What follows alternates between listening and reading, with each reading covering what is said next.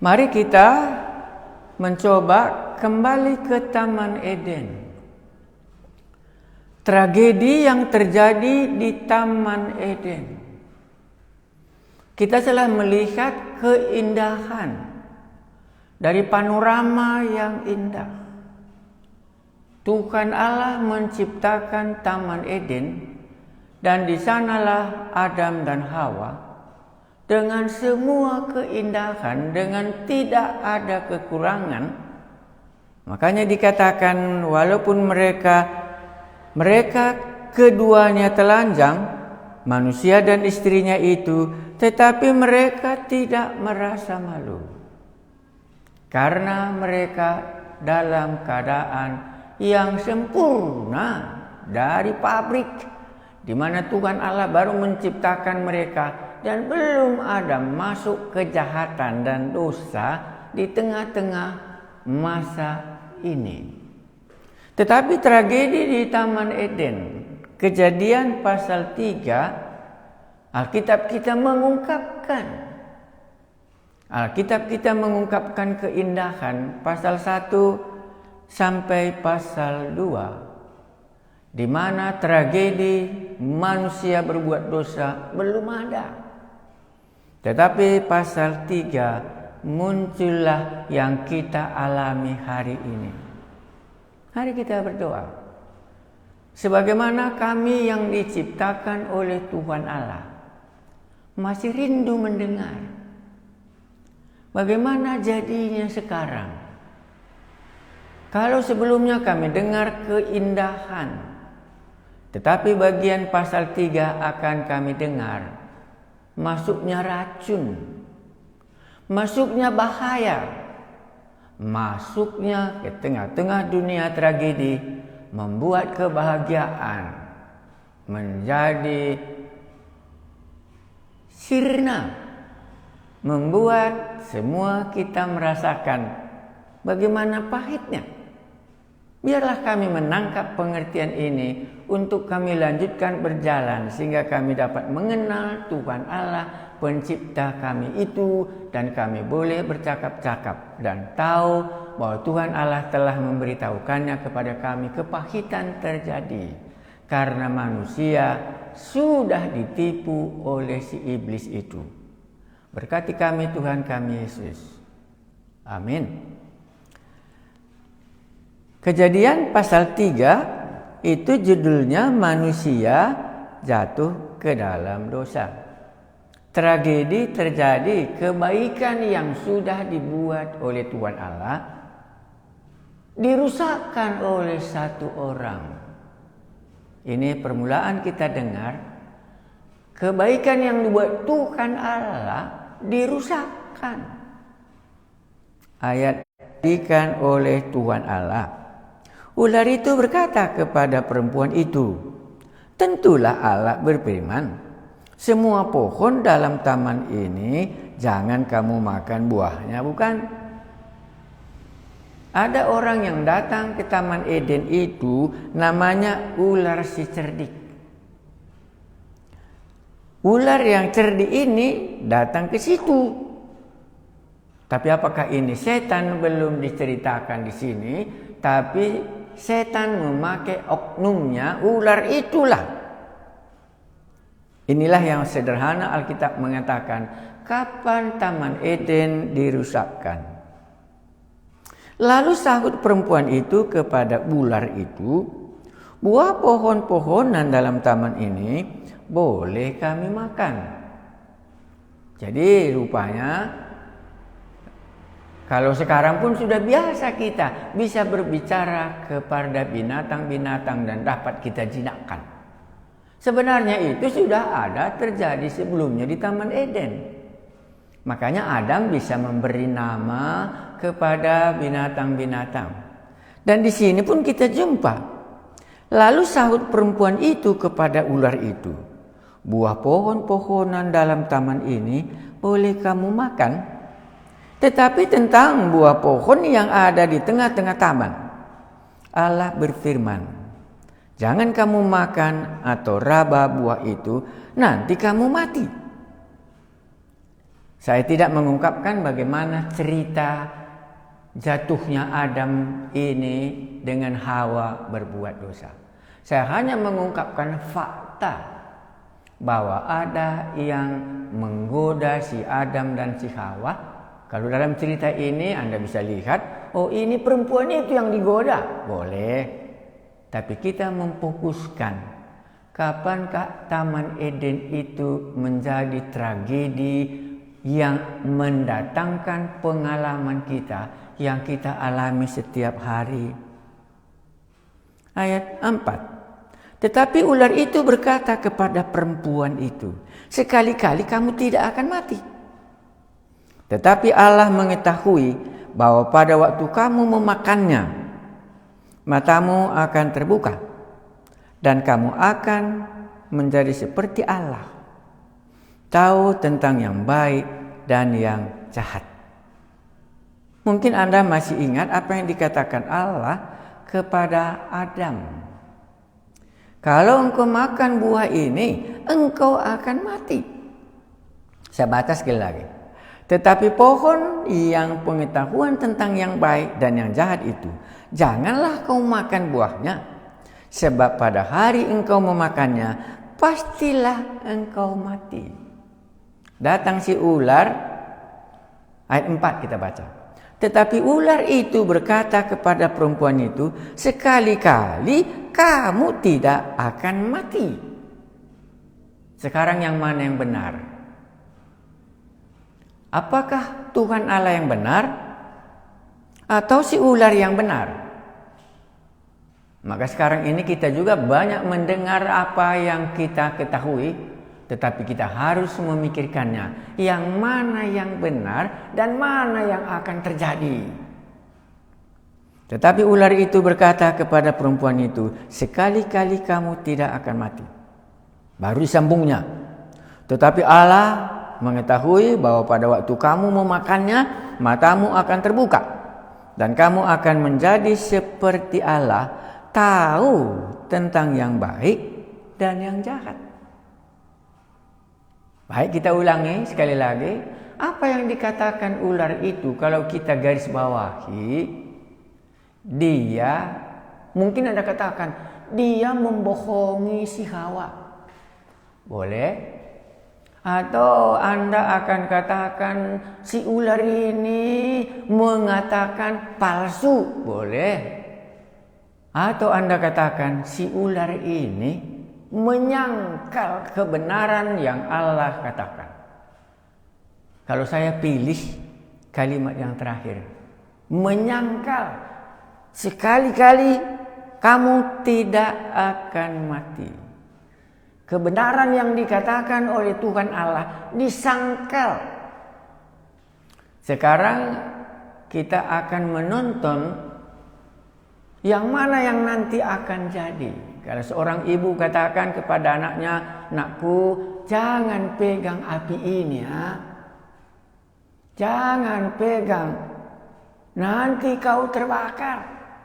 Karena mamanya tahu bahwa ini api akan membakar kalau dipegang. Tetapi kawan tetangganya, sahabatnya bermain-main di situ berkata, tidak, kita tidak akan terbakar. Mari kita pegang api ini. Dia menyangkal apa yang dikatakan oleh ibunya itu. Tetapi sekarang yang manakah yang benar? Jadi kalau nanti kita lihat kematian, maka mata kita terbuka. Bahwa penyangkalan yang dikatakan Allah, supaya kita tidak bisa lupa bahwa itu yang akan terjadi. Tetapi tentang buah pohon yang ada di tempat ini, Allah berfirman, jangan kamu makan atau raba buahnya itu, nanti kamu mati. Tetapi ular itu berkata kepada perempuan itu, sekali-kali kamu tidak akan mati. Diberikan kesangsian, disangkalnya apa yang dikatakan oleh Tuhan Allah yang menciptakan dia. Perempuan itu melihat bahwa pohon itu baik untuk dimakan dan sedap kelihatannya, Lagi pula pohon itu menarik hati karena memberi pengertian. Banyak ceritanya dalam godaan membuat si Hawa akhirnya menyangkal apa yang dikatakan oleh Tuhan Allah. Perempuan itu melihat, bagus ya, bahwa buah pohon itu baik untuk dimakan. Ditambahkannya lagi apa? Dan sedap kelihatannya. Lagi pula pohon itu menarik hati karena memberi pengertian.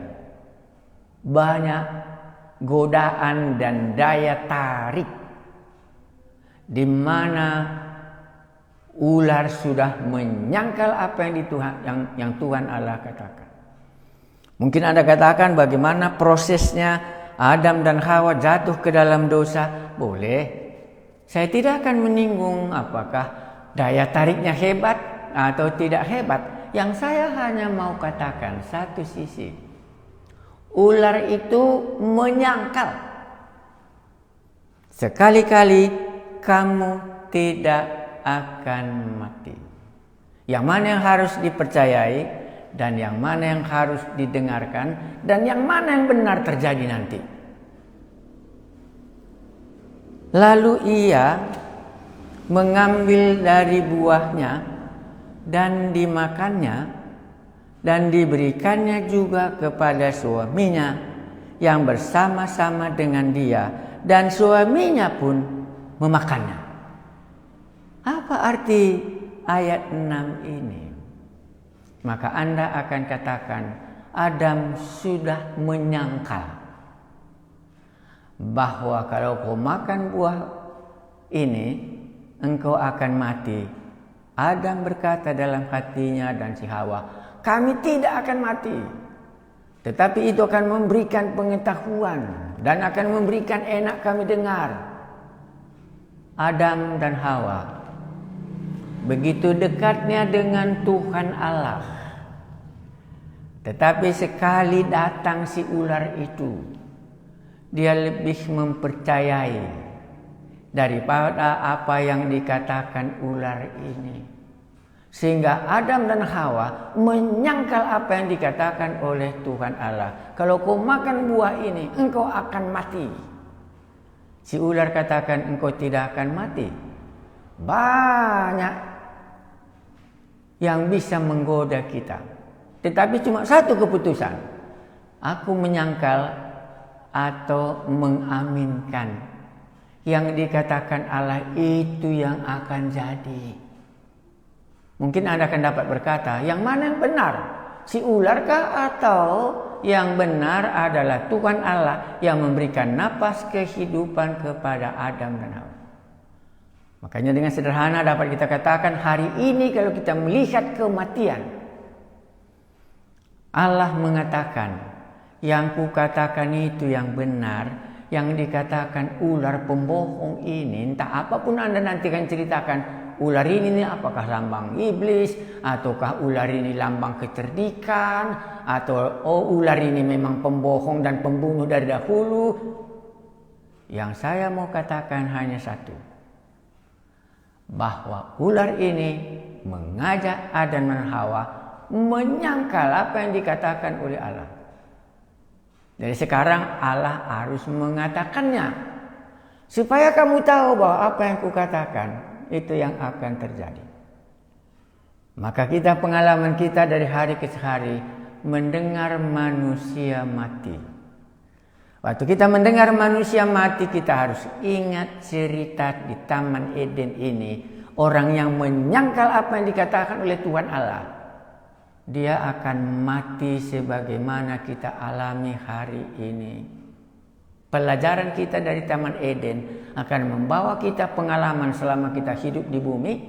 Dan nanti pengalaman kita mati secara rohani, mati secara jasmani, mati secara rohani, neraka sampai selama-lamanya. Saya bacakan sedikit lagi. Maka terbukalah mata mereka berdua dan mereka tahu bahwa mereka telanjang. lalu menyemat daun pohon ara dan membuat cawat. Apa arti ayat ini kalau kita bandingkan tadi? Mereka telanjang tapi tidak malu. Itu tadi dikatakan mereka keduanya telanjang, manusia dan istrinya itu, tetapi mereka tidak merasa malu. Tapi dalam cerita ini sesudah mereka menyangkal apa yang dikatakan oleh Tuhan Allah Pencipta, maka terbukalah mata mereka berdua. Maka dalam iman saya, apakah kita mengenal Tuhan Allah yang berbicara kepada Adam? Apakah kita tahu Tuhan Allah yang mengatakan jangan makan buah ini, kalau engkau makan buah ini engkau akan mati? Apakah kita kenal Tuhan Allah yang menempatkan Adam dan Hawa di Taman Eden? Siapakah Allah yang demikian ini? Ayat 7. Maka terbukalah mata mereka berdua, dan mereka tahu bahwa mereka telanjang. Apa artinya sekarang telanjang? Pasti jawabnya ke belakang. Lalu mereka menyemat daun pohon ara dan membuat cawat. Ada yang hilang. Maka semua orang telah berbuat dosa dan telah kehilangan kemuliaan Allah. Dosa ada yang hilang. Karena itu dia sudah muncul merasa malu. Sudah kurang. Mari kita renungkan kembali. Kalau kita menyangkal apa yang dikatakan Tuhan Allah, maka kita akan melihat kekurangan kita. Maka kalau dikatakan dalam dunia yang lain berdosa atau tidak percaya, akhirnya kita merasa kurang. Makanya muncullah di sini dikatakan mereka telanjang, lalu mereka membuat daun pohon ara dan membuat cawat. Mungkin Anda akan katakan dalam kalimat nomor 7 yang terakhir, inilah cikal bakalnya agama, bagaimana manusia menutupi semua kekurangannya supaya tidak kelihatan kekurangannya. Maka Adam dan Hawa lah agama yang pertama Adam buat pertama. Muncul Adam memikirkan bagaimana jalannya supaya Tuhan Allah yang menciptakan kami ini kembali bisa tidak ada kekurangannya. Cikal bakal agama muncul dalam ayat 7 ini. Manusia berusaha menutupi kekurangannya sesudah dia menyangkal apa yang dikatakan oleh Allah. Ayat 8. Ketika mereka mendengar bunyi langkah Tuhan Allah yang berjalan-jalan dalam taman itu pada waktu hari sejuk. Setengah kalimatnya menunjukkan kebahagiaan antara Adam dan Hawa, antara Allah yang bisa berjalan-jalan di Taman Eden dan Adam dan Hawa ada di situ, sahabat Allah yang paling dekat yang diciptakan sepeta dengan teladan dengan Allah. Enak kalimat ini, ketika mereka mendengar bunyi langkah Tuhan Allah yang berjalan-jalan dalam taman itu dan waktu hari sejuk. Bersembunyilah manusia dan istrinya itu terhadap Tuhan Allah di antara pohonan dalam taman. Apa yang bisa kita ambil dari pengertian bersembunyilah manusia dan istrinya itu terhadap Allah di antara pohon-pohon dalam taman? Mungkin Anda langsung katakan, hati nuraninya berkata bahwa dia sudah menyangkal firman Tuhan Allah. Boleh? Boleh juga akan katakan, sudah tidak sempurna lagi, tidak berani jumpa dengan Allah. Boleh. Tetapi yang saya menarik bagi saya, Anda bisa lihat. Tapi Adam dan Hawa dikatakan tadi bahwa mereka telanjang. Lalu mereka menyemat daun pohon ara dan membuat cawat. Mereka sudah membuat baju karena mereka rasa telanjang. Dengan demikian, seharusnya mereka tidak lagi malu. Mereka sudah kembali menjadi sempurna. Kenapa dia bersembunyi? Kalau memang sudah dibuatnya daun pohon ara, ngapain dia meninggalkan Tuhan Allah? Bersembunyilah manusia dan istrinya itu terhadap Tuhan Allah di antara pohon-pohonan dalam taman itu. Mungkin Anda tahu jawabnya.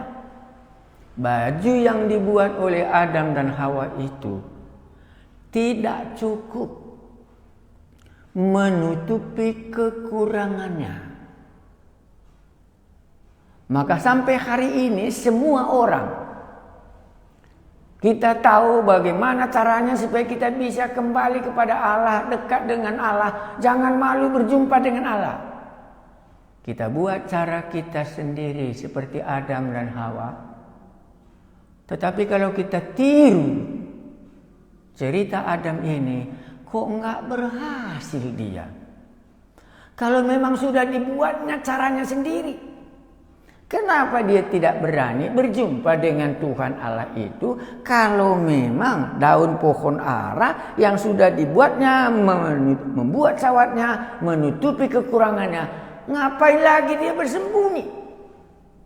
Maka dalam pikiran saya, apa yang dibuat Adam dan Hawa tidak pernah bisa menutupi dosanya. Apa yang dibuat Adam dan Hawa tidak pernah bisa.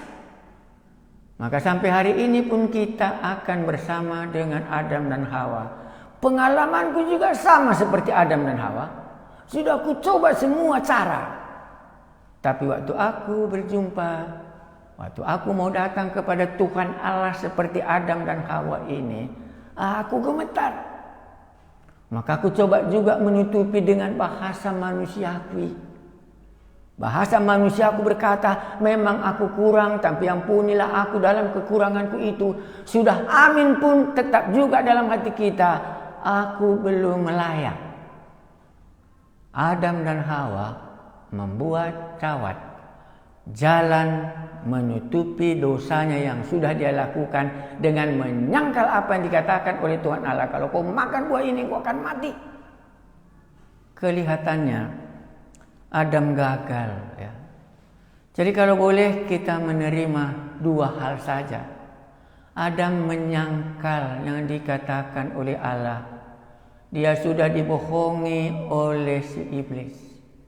Dan Adam mencoba menutupi kekurangannya dan gagal. Dia tidak berani waktu berjumpa dengan Tuhan Allah kita. Tuhan Allah yang menciptakan dia. Kalau tadinya dia begitu baik, tetapi sekarang dia takut karena Adam telah menyangkalnya. Mungkin saudara masih memiliki seperti Adam, tidak berani berjumpa dengan Tuhan Allah yang menciptakan saudara. Mari kita berdoa. Dalam cerita tragedi di Taman Eden, hari ini kamilah Adam yang telah mendengar. Dia menyangkal apa yang dikatakan oleh Tuhan Allah. Maka setiap hari kami melihat kematian. Dan Adam mencoba membuat jalan supaya dosanya diampuni dari daun pohon ara. Tetapi tidak bisa juga ditutupi. Kami hari ini mendengar cerita ini sebagai orang berdosa. Supaya kami mengakuinya. Gagal Adam mencari jalan keluarnya. Kami juga Tuhan Yesus akan gagal kalau kami mencari jalan pengampunan dosa. Kami juga gagal. Itulah sebabnya kami tidak berani datang ke hadapan-Mu. Buatlah satu hari kami akan menemukan baju Adam, di mana kami tidak merasa malu lagi waktu berjumpa dengan Tuhan Allah pencipta kami. Dalam nama Yesus Kristus inilah doa kami. Amin.